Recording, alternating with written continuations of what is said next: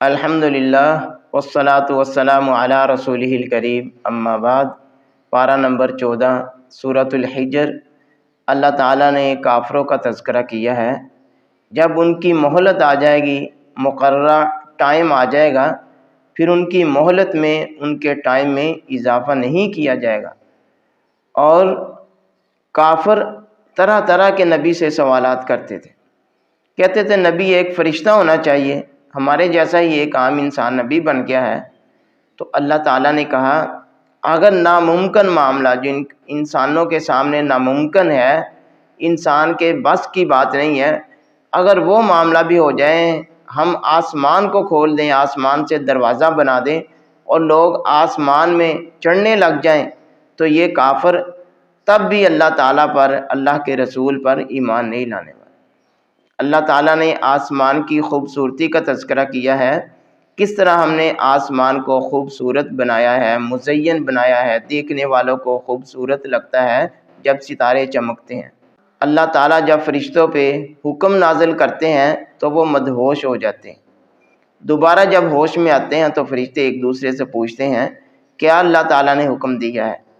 تو شیاطین وہ باتیں چوری کرنے کے لیے جاتے ہیں، باتیں سننے کے لیے جاتے ہیں، تو اللہ تعالیٰ ان کے پیچھے انگارے لگاتے ہیں۔ وہ انگارے، یہ بعض اوقات ہم نے اوپر دیکھا ہوتا ہے، ایسے لگتا ہے جیسے ستارہ ٹوٹ رہا ہے، تو وہ انگارہ ہوتا ہے جو شیطانوں کا پیچھا کرتا ہے۔ اور اللہ تعالیٰ نے زندگی اور موت کو بنایا ہے، انسان کی زندگی اور انسان کی موت اللہ تعالیٰ کے ہاتھ میں ہے، اللہ ہی کے علم میں ہے، کون پہلے جانے والا ہے، کون بعد میں جانے والا ہے، یہ ساری کی ساری چیزیں اللہ تعالیٰ کے ہاتھ میں، اللہ تعالیٰ کے علم میں ہے۔ اور انسان کی پیدائش ایک ناقص قسم کی مٹی سے ہوئی ہے، تو اس کے باوجود بھی انسان تکبر کرتا ہے۔ اور جنوں کو اللہ تعالیٰ نے آگ سے پیدا کیا ہے، جب اللہ تعالیٰ نے آدم علیہ السلام کے سامنے سجدے کا حکم دیا تو فرشتوں نے سجدہ کیا، ابلیس نے انکار کر دیا، تکبر کیا، تو اللہ تعالیٰ نے اس تکبر کی وجہ سے، سجدہ نہ کرنے کی وجہ سے اس کو ذلیل و رسوا کر دیا، رد کر دیا، اس پہ لعنت کی اللہ تعالیٰ نے۔ اب اس کو اللہ تعالیٰ نے مہلت دی ہوئی ہے، اور کب تک مہلت ہے یہ اللہ تعالیٰ کے علم میں ہے، یہ کسی جگہ ذکر نہیں ہے کہ اللہ تعالیٰ نے اس کو قیامت تک مہلت دی ہے، ایک وقت معلوم تک مہلت دی ہے، جو وقت اللہ تعالیٰ کو معلوم ہے اور ہمیں معلوم نہیں ہے۔ شیطان لوگوں کو بہکاتا ہے، اور شیطان کے بہکاوے سے صرف وہ لوگ ہی بچ سکتے ہیں جو اللہ تعالیٰ کے خاص بندے ہیں، جو سیدھے راستے پہ ہیں، اللہ تعالیٰ کی ہدایت پہ ہیں۔ متقین کے لیے نعمتوں کا تذکرہ ہے، جنات ہیں، باغات ہیں۔ ابراہیم علیہ السلام کو اللہ تعالیٰ نے خوشخبری دی، اور ابراہیم علیہ السلام کے پاس فرشتے آئے، تو ابراہیم علیہ السلام نے ان کو جاننا نہیں، پہچانا نہیں، اور وہ فرشتے لوط علیہ السلام کی طرف جا رہے تھے، لوط علیہ السلام کی قوم کے اوپر عذاب کے لیے۔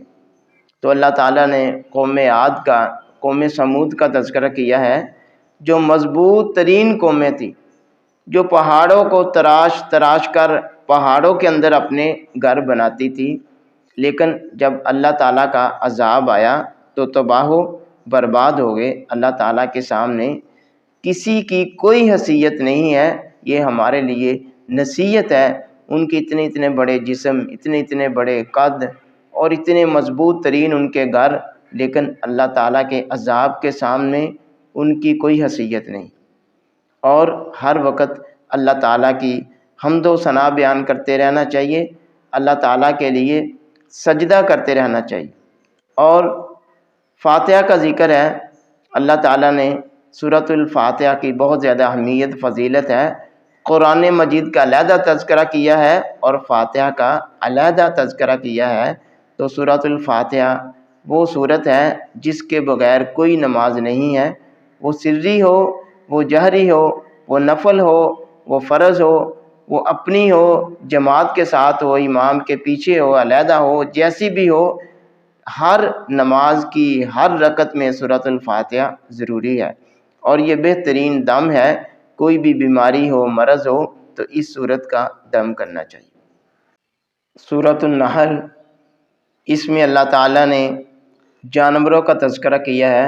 اللہ تعالیٰ نے انسان پہ بہت ساری نعمتیں عطا کی ہیں، ان میں سے ایک جانور ہیں، چوپائے ہیں، جن کا انسان گوشت کھاتا ہے، جن کے ساتھ کاروبار کرتا ہے، تجارت کرتا ہے، جن کے چمڑوں سے انسان فائدہ اٹھاتا ہے، جن پہ سواری کرتا ہے، جن جانوروں کے اوپر انسان سامان لادتا ہے، تو یہ مختلف قسم کے جانور ہیں، گھوڑے ہیں، خچر ہیں، مختلف قسم کے جانور ہیں، اور یہ مختلف قسم کی سہولیات انسان کو فراہم کرتے ہیں۔ یہ بھی اللہ تعالیٰ کی ایک بہت بڑی نعمت ہے۔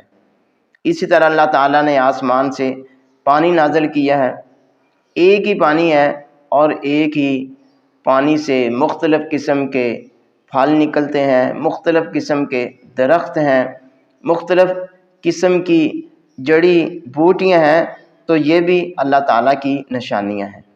اللہ تعالیٰ نے مختلف نعمتوں میں سے ایک سورج کی نعمت ہے، چاند کی نعمت ہے، ستاروں کی نعمت ہے، جو اپنے اپنے مقررہ وقت میں، مقررہ ٹائم پہ مسخر ہیں، چلتے جا رہے ہیں۔ جیسے بھی دن ہوں، جیسے بھی حالات ہوں، ان کی رفتار میں اور ان کے ٹائم میں کوئی تبدیلی نہیں آتی، جو اللہ تعالیٰ نے مقرر کیا ہے، تو یہ بھی ایک بہت بڑی اللہ تعالیٰ کی نعمت ہے۔ اسی طرح سمندروں کے اندر مختلف جانور ہیں، جن کے ہم تر و تازہ گوشت کھاتے ہیں، اور سمندروں میں مختلف قسم کے زیورات ہیں، مختلف قسم کی معدنیات ہیں جو ہم حاصل کرتے ہیں۔ کشتیاں چلتی ہیں، ان پہ ہم سواری کرتے ہیں، سامان لاتے ہیں، تو یہ مختلف اللہ تعالیٰ کی نعمتیں ہیں۔ ایسے ہی ستارے ہیں جن سے راستہ معلوم کیا جاتا ہے۔ یہ اللہ تعالیٰ نے راستہ معلوم کرنے کا ایک بہت بڑا ذریعہ بنایا ہے۔ جب ٹائم نہیں ہوتا تھا، گھڑیاں نہیں ہوتی تھی، تو انہی سے لوگ اپنا ٹائم اور سمت کا تعین کرتے تھے۔ اور اسی طرح اللہ تعالیٰ نے حکم دیا وَإِن تَعُدُّوا نِعْمَتَ اللَّهِ لَا تُحْصُوهَا، تم تو اللہ تعالیٰ کی نعمتوں کو شمار بھی نہیں کر سکتے۔ تو اگر ہم اللہ تعالیٰ کی نعمتوں کو شمار ہی نہیں کر سکتے، تو اللہ تعالیٰ کی نعمتوں کا شکریہ ادا کیسے کر سکتے ہیں؟ اللہ تعالیٰ کے نافرمانوں کے لیے عذابات کا تذکرہ ہے۔ جو کافر ہیں، اللہ کے نافرمان ہیں، ان کے لیے اس دنیا میں بھی عذاب ہے اور آخرت میں بھی عذاب ہے۔ اللہ تعالیٰ کی نافرمانی سے بچنا چاہیے۔ وقال الذین اشرکوا لو شاء اللہ، تو وہ لوگ جو اللہ تعالیٰ سے شرک کرتے ہیں، اللہ تعالیٰ کے نافرمان ہیں، کہتے تھے اگر اللہ تعالیٰ چاہتے تو ہم نہ شرک کرتے، جبکہ حقیقت میں اللہ تعالیٰ نے ہماری نیچر کے مطابق، اللہ تعالیٰ نے ہماری عادت کے مطابق ہماری تقدیر لکھی ہوئی ہے۔ اللہ تعالیٰ نے وَهَدَيْنَاهُ النَّجْدَيْنِ، ہمیں دو راستے دکھائے ہیں۔ جو بندہ سیدھے راستے پہ چلنے کی کوشش کرتا ہے، اس کی تقدیر اچھی لکھی ہوئی ہے، اور جو سیدھے راستے پہ نہیں چلتا، اس کی تقدیر میں وہ نہیں لکھا ہوا۔ اور اسی کے ساتھ ساتھ اللہ تعالیٰ کہتے ہیں وَلَقَدْ بَعَثْنَا فِي كُلِّ أُمَّةٍ، تو ہم نے گاہے بگاہے وقفے وقفے سے رسولوں کو بھیجا ہے۔ تو رسول اسی لیے آتے تھے، رسولوں کا یہی مقصد تھا کہ ہم انسانوں کو بھولا ہوا راستہ بتاتے رہیں، دکھاتے رہیں، یاد دہانی کرواتے رہیں۔ تو اس لیے اس قسم کی باتیں کرنا یہ صحیح نہیں۔ اللہ تعالیٰ کو ہماری عبادت کی پرواہ نہیں ہے۔ کوئی بھی چیز جو ہے اللہ تعالیٰ کے لیے، ہر چیز اللہ تعالیٰ کی عبادت کرنے والی ہے، ہر چیز اللہ تعالیٰ کو سجدہ کرتی ہے، اللہ تعالیٰ کی تسبیح، حمد و ثنا بیان کرتی ہے۔ تو اگر اللہ تعالیٰ کی نہ بھی عبادت کی جائے، اللہ تعالیٰ کو اس کی کوئی پرواہ نہیں۔ اللہ تعالیٰ کہتے ہیں اگر تمام کے تمام جن و انس اکٹھے ہو کر اللہ تعالیٰ کی عبادت کرنے لگ جائیں، تو اللہ تعالیٰ کی بزرگی نہیں بڑھ سکتی۔ اور اسی طرح اگر تمام کے تمام اکٹھے ہو کے اللہ تعالیٰ کی نافرمانی کرنے لگ جائیں، تو اللہ تعالیٰ کی بزرگی میں، شان میں کوئی کمی واقع نہیں ہو سکتی۔ یہ ہمارا ہی نقصان ہے اور ہمارا ہی فائدہ ہے۔ حتیٰ کہ سائے یہ بھی اللہ تعالیٰ کو سجدہ کرتے ہیں۔ اللہ تعالیٰ نے اپنی وحدانیت کا درس دیا ہے، تو اللہ تعالیٰ کی وحدانیت کو تسلیم کرنا چاہیے، ایک اللہ کی ہی عبادت کرنی چاہیے۔ اسی طرح اللہ تعالیٰ نے جانوروں کا پیچھے تذکرہ کیا ہے اور آگے علیحدہ تذکرہ کیا ہے کہ جانوروں سے ہم کیسا انسان کو دودھ ادا کرتے ہیں۔ ایک طرف گوبر ہے، ایک طرف خون ہے، اور اس کے درمیان میں سے ایک سفید قسم کا، بہترین قسم کا، جو آسانی سے انسان پی سکتا ہے، تکلیف نہیں ہوتی، پریشانی نہیں ہوتی، یہ اللہ تعالیٰ کی نعمتیں ہیں۔ اور اسی طرح اللہ تعالیٰ نے بعض لوگوں پہ فضیلت دی ہے، مال دیا ہے، رزق دیا ہے، دنیا کی سہولیات دی ہے۔ انسان تو تمام کے تمام ایک ہی ہیں، کوئی غلام ہے، کوئی مالک ہے، یہ اللہ تعالیٰ کی شان ہے۔ اللہ تعالیٰ کہتے ہیں غلام اور مالک اگر برابر نہیں ہیں، کسی کے پاس مال ہے، کسی کے پاس مال نہیں ہے، اسی طرح سننے والا اور نہ سننے والا، بولنے والا نہ بولنے والا برابر نہیں ہے، تو اسی طرح جس بندے کے پاس ہدایت ہے اور جس کے پاس ہدایت نہیں ہے، یہ بھی برابر نہیں ہے۔ ان اللہ یأمر بالعدل والاحسان وایتاء ذی القربى، بے شک اللہ تعالیٰ نیکی کا حکم دیتے ہیں، عدل و انصاف کا حکم دیتے ہیں، برائی سے، فحاشی سے، زیادتی سے بچنے کا حکم دیتے ہیں، یہ ہمارا دین ہے۔ اور اللہ تعالیٰ نے کہا تم اس عورت کی طرح نہ ہو جاؤ جو محنت کرنے کے بعد، سوکھ کاٹنے کے بعد اس کو پھر ٹکڑے ٹکڑے کر دیتی ہے، چھوٹے چھوٹے ذرات کر دیتی ہے۔ تو اسی طرح تم ایمان لے آنے کے بعد ایمان سے پھر نہ جاؤ، منافق نہ بن جاؤ، مرتد نہ ہو جاؤ، جو اللہ تعالیٰ نے تمہیں ہدایت عطا کی ہے اس پہ قائم رہو۔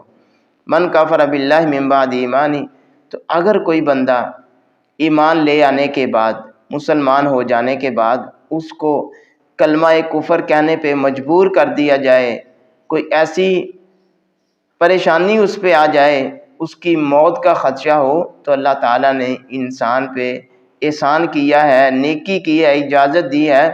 اگر وہ اوپر سے کلمہ کفر کہہ دیتا ہے، دل سے وہ نہیں چاہتا، تو اس کے لیے گنجائش ہے۔ آگے اللہ تعالیٰ نے ابراہیم علیہ السلام کا واقعہ نقل کیا ہے، اور آخر میں اللہ تعالیٰ نے اس بات کی طرف اشارہ کیا ہے، اگر تمہیں کوئی آدمی نقصان پہنچاتا ہے، تکلیف دیتا ہے، تو تمہیں اللہ تعالیٰ نے اختیار دیا ہے، انسان کو حق ہے وہ اپنا بدلہ لے سکتا ہے، لیکن بدلہ لیتے وقت زیادتی نہیں کرنی، اتنا ہی بدلہ لینا ہے جتنی اس نے تکلیف دی ہے۔ لیکن اگر بدلہ نہ لو، اس کو معاف کر دو، تو ان اللہ، بے شک اللہ تعالیٰ معاف کرنے والے کو پسند کرتے ہیں۔